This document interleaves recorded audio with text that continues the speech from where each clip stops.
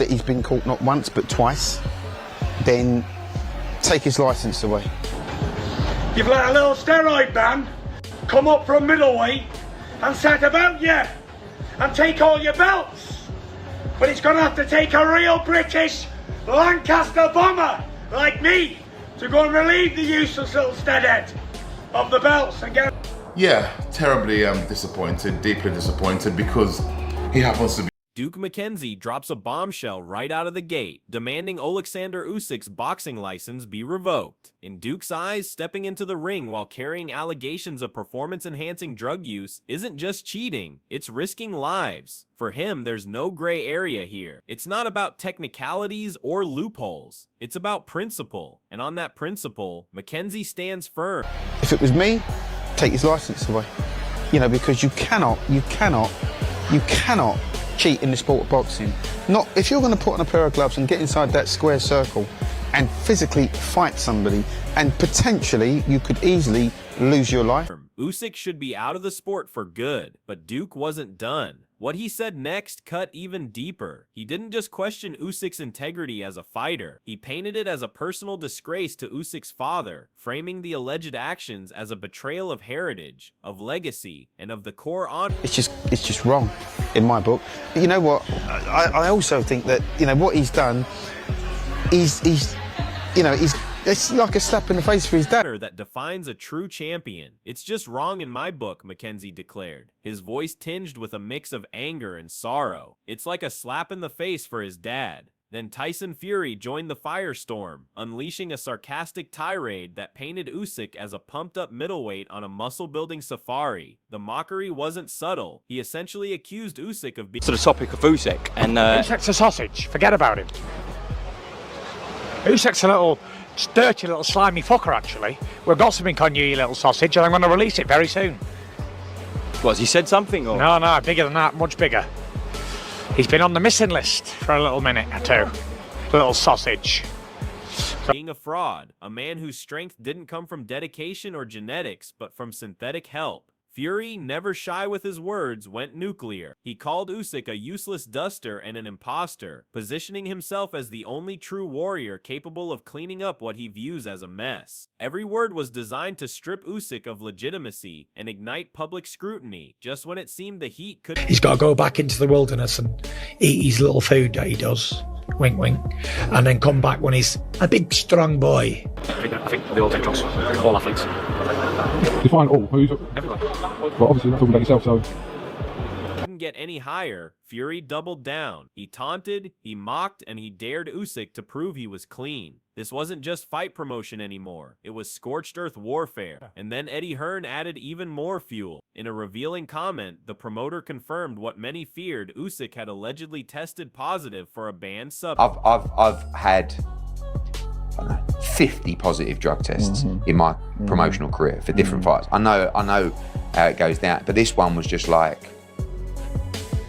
you know, obviously then you do your research into what it is, you know, the amount. Tested positive for two substances, right? Yeah, I believe that actually... Did the second one get confirmed? I don't think it did. No, I think it was just... substance, possibly even two. While the second test result remains in dispute, one failed test is already enough to cast a dark shadow. Hearn tried to stay measured, but the subtext in his tone revealed it all. This isn't going away, not quickly, not quietly. Don Charles didn't hold back either. He called drug use in boxing unforgivable, plain and simple. And in this case, all signs, he said, pointed toward Usyk. But Charles didn't just blame the fighter, he laid into the governing bodies, calling them weak, accusing them of allowing cheaters to operate freely with nothing more than minor fines or suspension. In Charles' eyes, the institutions that should be protecting fighters have failed them. Fighters risk their lives every time they step into that ring. To let someone allegedly juiced walk in and wreak havoc is not just reckless, it's criminal. And Charles wasn't done. What he said next shocked the entire debate into a higher gear. Drugs, I mean, this is very unforgiving. You can't,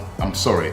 Provided he's been found, it's 100% that those substances were found in his system, it's unforgiving. And you know what, I blame the governing bodies because I don't believe that they imposing heavy enough He demanded a life ban, not a 6-month suspension, not a fine, a full permanent exile. According to Don Charles, only that level of consequence will force fighters to think twice before crossing the line. In his view, as long as the consequences remain soft, the cheaters will keep coming. But a career-ending ban? That would send a message louder than any knockout. This isn't just about punishing Usyk, it's about protecting the future of boxing before the rot spreads. With Usyk's name now swirling in this growing storm of allegations, boxing finds itself teetering on the edge of a credibility collapse. Don Charles sees the system cracking, and he's calling on the sport to act before it's too late. Johnny Nelson's frustration is boiling over too. He's echoing the outrage felt by fans across the world. In his voice, you can hear the confusion, the disappointment. A penalty, a heavy penalty, like a life ban, for instance. So people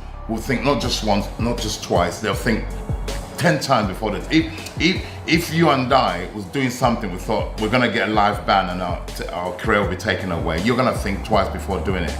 Yeah, and I think there should be a heavy penalty.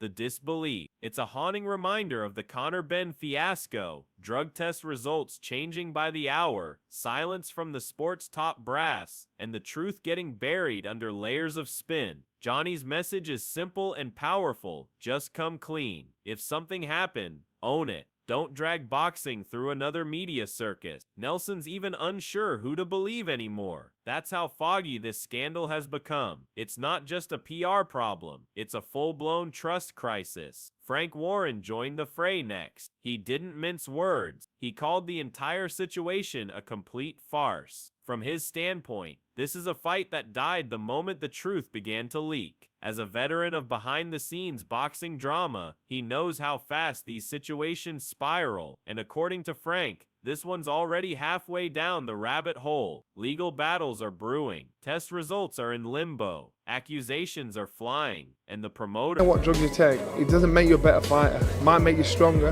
might make you fit. It doesn't make you a better fighter, and that's proof. You know, so until more... They're stuck in the middle of the madness. Warren says the moment that positive result was whispered behind the scenes, the whole event was doomed. But Frank doesn't stop there. He turns his attention to the system itself. The real problem, he says, is the culture of silence. When fights can collapse because of secrets and legal fears, then something is fundamentally broken. And for someone with decades in the sport to call it madness, you know it's serious. Meanwhile, Usyk's reputation is dangling by a thread, and this scandal isn't just threatening to damage it, it's threatening to destroy it. Spencer Oliver weighs in with cold, brutal honesty. He wants a one-strike policy. Fail once, and you're out. Period. No warm-ups. No second chances. He believes it's the only way boxing will restore its crumbling credibility. But even as these explosive statements target the It's crazy. heart of boxing's ethics, it's important to ground ourselves in the facts. Let's be clear. There is no official confirmation that Oleksandr Usyk has failed any drug test. As of this writing, these are still unverified allegations, rumors, whispers magnified by emotion and outrage. Spencer's outrage isn't specifically aimed at Usyk, even if the timing suggests so. His broader message is about systemic reform, and if the accusations ever are proven true, then he says the sport must be ruthless, not to destroy fighters, but to protect those who fight clean. Still, the damage to public perception is real. The trust that fans place in champions is fragile, and once that trust is broken, it doesn't come back easily. George Fox takes a different approach entirely. He strips away the noise and focuses on the ring. According to Fox, Daniel Dubois has the tools to win, not through scandal or controversy, but through raw power and intelligent fundamentals. Fox believes that if Dubois remains focused, sticks to the game plan, and executes cleanly, he can shock... Listen, I've always been strong on that. I've always been strong on the fact that I don't believe in giving them a second chance. You're basically saying no 3 strikes and you're out. No 3 strikes. 2 strikes and you're out. No. 1, you fail a test and gone ski. Absolutely, because I just believe then that moving forward, people would think twice about doing it. If they think, well, you know what, I'll get a second chance anyway. You know, the world. And his analysis offers a refreshing change of pace. Because let's not forget, Usyk hasn't been banned. He hasn't been officially accused by any commission. The rumors are rampant, yes, but there is no confirmed violation. That's the line George Fox stays behind. He doesn't feed the speculation. He talks tactics. He talks boxing. If the rematch does go forward, and if Dubois wins, it must be because of strategy and power, not because of scandal. George Fox believes Dubois can deliver that kind of performance, but it has to be perfect. There will be no room for error. Eddie Hearn isn't writing Dubois off either. The veteran promoter has seen enough to know when a fighter has a real shot. And even in the midst of chaos, he's backing Dubois, not with bluster, but with quiet belief. According to Eddie, this could be Dubois' moment. While much of the focus is on Usyk and the swirling rumors, Hearn reminds us that Dubois is rested, hungry, and dangerous. And again, Hearn's comments are rooted in boxing belief, not scandal. As of now, there is no confirmed drug failure on Usyk's record. Heavy puncher. Both hands carries dynamite. And it's just going to be a case of picking his moments, believing in his work. And there are 3 or 4 fundamental things that he must do. And if he does them, he'll have... None. These are rumors, no matter how loud they've become. Carl Froch closes the circle with one of the most grounded takes in this storm. He's seen the old Dubois, and he's seeing a new one now. Froch believes this isn't the same young man who folded under pressure before. This is a more confident, more dangerous machine. Froch still sees Usyk as the favorite, but he can't ignore what time does to even the best. And while the storm rages online, Froch reminds us that nothing is official. Usyk hasn't failed a test, but perception is its own kind of power, and it can shift momentum. If Dubois uses the noise to fuel his performance, if he walks into the ring focused and fearless, he might just seize the moment. So here we are. The heavyweight division is on fire. Daniel Dubois stands at the center of it, ready to flip everything. With Fury throwing verbal grenades, McKenzie demanding lifetime bans, Charles calling for reform, and legends like Froch and... I'll give Dubois a shot in that fight.